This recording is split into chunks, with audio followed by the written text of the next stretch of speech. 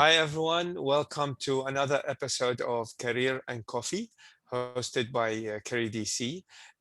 Today, our guest is Wilson Au. Wilson is he's an academic, but he also has experience in the business world.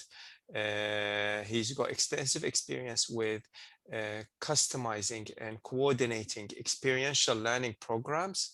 So that's why this session today we dedicated for the importance of uh, having experiential learning program, work integrated learning programs as part of tertiary curriculum. So Wilson, can you tell us a bit about your experience with experiential learning programs? All right. First of all, thank you, Migdad, for inviting me to participate in this coffee come career talk, which I was given this opportunity to share my experience both as a lecturer and also as someone who has worked in the industry before, to share about some of the elements and the essential learning process as far as this experiential learning is concerned. So I guess throughout my experience, I have come across different types of teaching and learning, but I do feel that experiential learning is one of the most impactful and influential way for a student to learn. Because the thing is that when we teach students, it is basically giving them the theoretical knowledge. Okay, so it is up to the students to actually apply the theoretical knowledge, in their real life. But in the classroom, the confines of the classroom limits that sort of learning process. So that is why we need to take learning outside the classroom. That is why we have this experiential learning. Okay, and because this is a new way where students will be able to apply their theoretical knowledge into practical learning process. Okay, basically we're preparing them for workplace experience. Okay, in a way that they'll be able to get the first-hand experience of problem solving. They get the actual approach in terms of communicating. When we talk about communicating, it's not just communicating with your friends, but it's actually the professional way of communication, right from the beginning, right from the start of how to make an appointment. Okay, up to the time where they are able to share their insights, give their ideas in the meeting with the clients, and at the end they would have to deliver their final product to the clients. So all of these requires a lot of skills, and these are the skills that students would have to learn by experience. They cannot learn all this. Well, they can learn, but there's a limited approach where we can teach them in class. Okay, but in fact, when they're able to meet with their clients, this is where they will encounter problems. Okay, these are the times where they will encounter different kind of circumstances whereby they have to use whatever skills that they have to actually help the clients to mitigate the risks. Get them to understand the true nature of the project, what the project is all about. And this is where learning takes place through practical experience, communicating with their fellow team members, because most of them, they do this project as a group. So using whatever theoretical concepts that they learn, and this is where they will shine in a way that learning becomes automated. Okay, learnings becomes part of the process where they develop to become a more employable person, where this is something that the employers are looking for. Yeah, so these are my some insights that I get by dealing with students when they started off. They have been given a project and they have to carry out all the different steps, where we take them through all the different steps, and from there you can see that they grow. From there they'll see that they are able to come up with solutions. Okay, and at the end of the day, it is always hope that they'll be able to produce a good end product to the students with our guidance, of course. All right, yeah. So that's some of my insight. Yeah. So you mentioned that meeting with the clients You mentioned they worked in groups. So regarding these programs that you customized and you worked on, so the students worked on groups, worked on projects, and what you're referring to as a client here, so you mean a company here in this case, That correct? is right. So The they host actually company. Yeah. meet with the real industry people that are in business. They meet with real companies, which I think solves a huge problem. A lot of um young people graduate from the university and they don't have any experience in dealing with people. You mentioned communication, for example, professional communication, even things as simple as that. Uh, and then we have all of the other things like what kind of tools they use. For example, if they were studying accounting, did they apply their knowledge in using an accounting software, for example? So these programs can help them face the challenges when they apply for a professional job after they graduate. Exactly. I would say that one word that sums all of this up, as what you have aptly mentioned, is stakeholders management.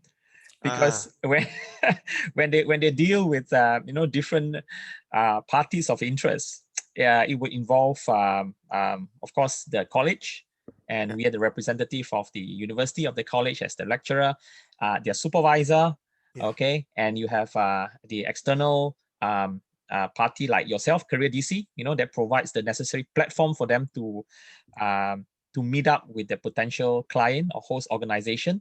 The stakeholders will also include their fellow team members. How do they liaise with one another?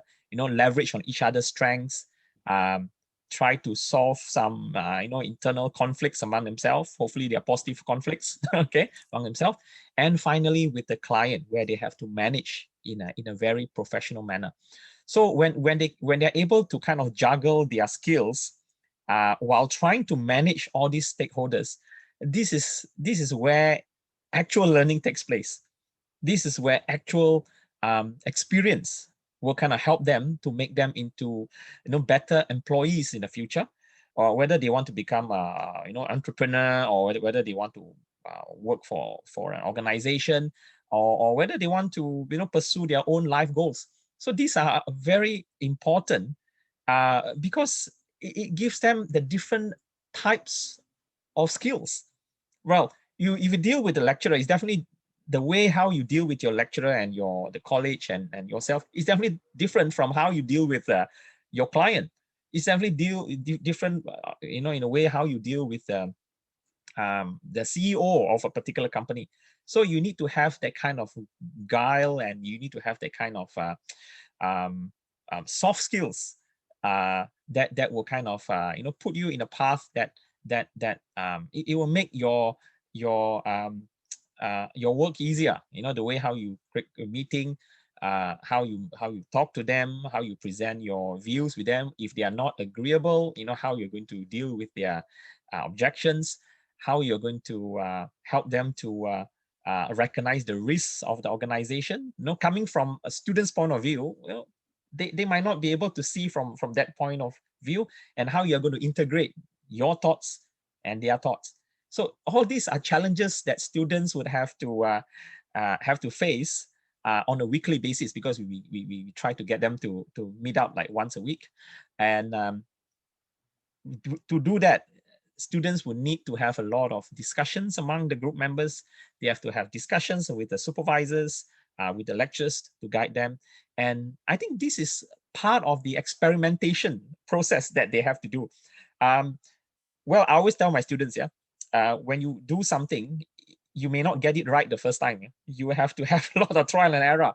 All right, the way how you present your ideas, the way how you communicate, the way how you plan your approach in solving the problem, it involves a lot of experimentation, involves a lot of trial and error, and I guess that goes without saying that you have to do a lot of reflective kind of learning after doing something, whether you have done it right or you done it wrong. You have to self-reflect, okay, and that is again another layer of learning, another layer of experience that students will get to have in the process of this project. Yeah.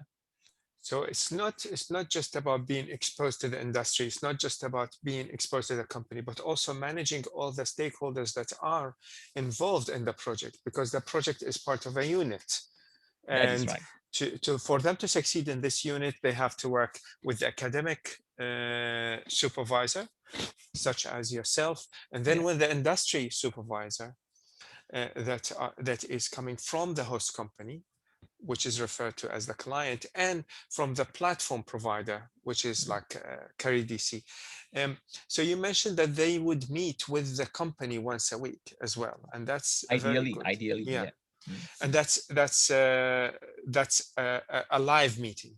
So whether it's online or on site, but it has to be done every week. Yes, yes, yes. Now it's a virtual meeting, virtual Yeah, but live meeting. Yes, yeah. yes, yes. Now I have a question. How Yes, about from an academic perspective? Um, how do you recommend structuring the subject? So what kind of components would be involved, and how do you assess the student's performance? Because you have, let's say, 5 students working on a project, mm, and they will meet with the host company once a week. They will liaise with you as the academic supervisor. But how do you structure the subject, and how do you assess the students? I see. That's a very good question, because that is probably what the students want to know. In a way, how they are being assessed. To know whether they're doing it right or doing it wrong. So based on my experience at MIT industry-based capstone project, we have these assessments, milestones that we track the progress of the student. For first of all, of course, they will be grouped in a team of students based on their discipline, management, accounting, marketing. Okay, and then we will give them the entire roadmap of assessments. In a sense that in the first 3 weeks, they'll be doing their preliminary research. They'll get to know one another. They will have to work in a group. But when you hit week 5, they would have to give us some kind of an interim assessment. And when I say interim assessment, is in the form of a report, short report. Okay, what have you done so far? What challenges have you encountered? What are the things that you learned? Okay, both in written and also in oral structure. This will give the students an opportunity to inform us, okay, to tell us, where have they been doing, where have they gone to, up to, in terms of their meeting with their clients, whether they are able to identify the problem, okay, writing down the problem statement, and that would be the first milestone that they achieve, right? And by the time when they hit week 10 and week 11, they would be given an opportunity to unveil the entire end product. Okay, the end product could be in the form of a report. Okay, we do allow them to come up with a report. They can do it in the video, and at the same time, they could actually elaborate on what they have achieved over the past 10 weeks. They are able to give that some kind of feedback about how they work with the client. They will be able to give a feedback on how they work with other stakeholders. At the same time, they are able to transform whatever that they have learned in class, whatever that they have learned across different disciplines, and they produce the final report. This is how we judge them. Okay, but along the way, we have this component called continuous assessment, whereby they would have to present something like a journal, like in a blog format or a wiki, okay, to document what they have done on a weekly basis, right? So the reason why we want them to do that is we want them to do some self-reflection as they go along. Because if you talk about end product, it's a long journey, okay? And we do not want to miss out all the the troubles and the challenges and the interesting things that they have experienced along the journey. So we do get them to reflect, okay, and to document what they have done, including the minutes that they have, uh, um, um, the minute they record the minutes of the meetings that they had among themselves, and we get them to do a summary on every week. So we are able to capture the goal in the long haul, in the form of the end product, but we do not want to miss out all the journey that they have gone through, because we believe that once you reflect on your weekly journey, once you think about the things that you have done, what have I done wrong, could I have done this better, so that is something that we feel that learning takes place as well, um, as much as producing a report. So students tend to like that because they are able to voice their sometimes displeasure. They could voice the challenges. They said, why is it like so difficult? Why is it that it's so hard? Talking to some clients. Sometimes they are demanding, and sometimes they don't know what they want, and we have to tell them. So I said it's okay. That's part of learning. Is a part of the, like what I said, the try and error process, and that is how the the um, um, the assessments that we have conducted to evaluate the learning of the students right from the beginning until the end of week 12, in which they have to submit their report. And I think we do have like an open day. Um, what is it called in this? Was it open day where they present their their um, work to an open Impact, audience? I think Impact Day, where Impact you day, yeah, would impact choose day, yes, impact the day, yeah, projects impact that day. performed the best, and they would go and present their Exactly. findings. Yeah, Yes, the and that's a findings. great way to something to look Showcase. forward to for Yes. the students, because they've been working on this for 12 weeks. And what I really like what you mentioned, that they will be tracking their progress. So they will be recording meeting minutes and how they did how they worked every week, and they will reflect on it. This is excellent, That's right. because That's right. they get to understand much more. If they just go through it and just focus on the end result, they don't learn as much, and they don't have time to reflect. Exactly. um, Yes. and do they get to meet with you once a week as well as an academic supervisor? Yes. Yes. We do have two roles as far as the capstone project is concerned. One would be the subject lecturer, where the subject lecturer will meet them every week to give them the theoretical concepts and how to do the project in a more structured manner. But at the same time, students will get a specific supervisor to the project. All right. Okay. So that um, um, supervisor assigned to the project is basically selected based on their expertise. Like, for example, if this is an accounting project, the project supervisor would be of someone of the accounting background. All right. Whereby the lecturer of the entire unit will take care of the how to, okay, how to and the nuts and bolts of the project, but the specific uh, supervisor would be the expert in that area. All right, so students will be um, given an opportunity to meet with the um, supervisor for that particular project on a weekly basis, as well as the lecture that they have to attend on a weekly basis. Yeah, so we actually plan for that supervisor to meet them like 1 hour a week. Is part of the timetable. Um, because obviously students' attendance will be will be recorded, and they're supposed to um, discuss about the subject matter, okay, of that particular project with the discipline specific supervisor. Yeah, so I think that gives them some kind of a context, in the sense that students would know what to ask, because they know that, okay, this is a subject expert. They would know exactly what's happening in that project, because some project can um, become quite technical, especially in accounting and finance. So we do need that sort of expertise to guide the student through, as much as the unit lecturer who will actually guide the student on the more general aspects, like what how to write a report, how to what is agile management, what sort of team activities that you should be doing. Yeah, so you have a two-prong approach to this project, so to speak. Yeah. So two academic supervisors, and they both work on different levels with the Different students. levels. Yes, Mm. yes, yes, So yes. it's really, there is a very good opportunity for the students to learn if they can utilize this, Yes, because yes. they have two academic supervisors Mm. and an industry supervisor Yes, yes, who yes. is a business person, Yes, yes. external, Mm. from a company that Yes, is actually operating. Um, that is right.